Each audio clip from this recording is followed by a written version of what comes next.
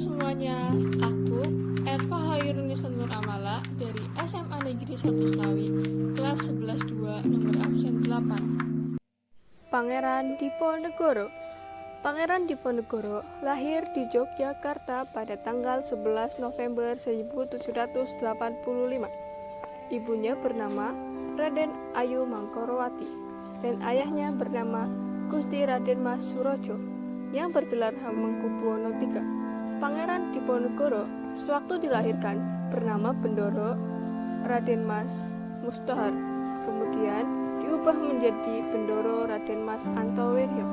Nama Islamnya adalah Gabdul Gamit. Setelah ayahnya naik tahta, namanya kembali diubah menjadi Bendoro Pangeran Haryo Diponegoro. Ketika dewasa, Pangeran Diponegoro menolak untuk menjadi raja. Beliau beralasan bahwa posisi ibunya yang bukan istri permaisuri yang membuat dirinya merasa tidak layak untuk menjadi raja. Pangeran Diponegoro dikenal sebagai pribadi yang cerdas, banyak membaca, dan ahli hukum Islam Jawa. Pangeran Diponegoro memilih tinggal di Tegalrejo daripada tinggal di keraton. Pangeran Diponegoro mulai menaruh perhatian pada keraton karena saat itu Sultan Keraton masih berusia 3 tahun. Beliau tidak setuju perwalian yang dilakukan oleh Patih Danurejo dan Belanda, sehingga Pangeran Diponegoro melakukan protes. Belanda kala itu memasang patok di tanah milik Pangeran Diponegoro di Tegalrejo. Untuk pembangunan jalan yang diusulkan oleh Patih Danurejo, Pangeran Diponegoro secara terang-terangan menentang Belanda dan mendapat dukungan rakyat.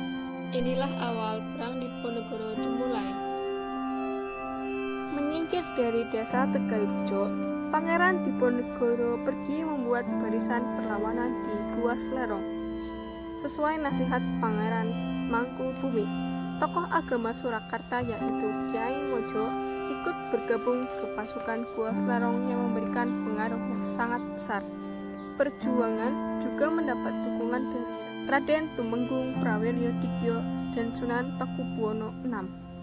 Berbagai cara Belanda lakukan untuk menangkap Pangeran Diponegoro dan pasukannya. Sayembara pun dilakukan oleh Belanda yang berisi barang siapa yang menangkap atau membunuh Pangeran Diponegoro akan diberi hadiah yang sangat besar, yaitu 20.000 gulden.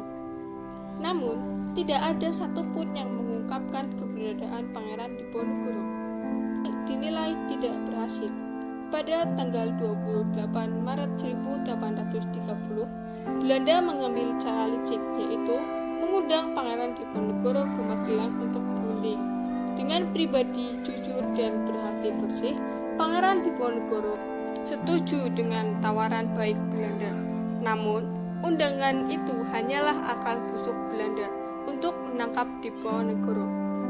Perang Diponegoro atau Perang Jawa dikenal sebagai perang yang menelan korban terbanyak dalam sejarah Indonesia, yakni 8.000 korban serdadu Hindia Belanda, 7.000 pribumi, dan 200.000 orang Jawa, serta kerugian mencapai 25 juta gulden.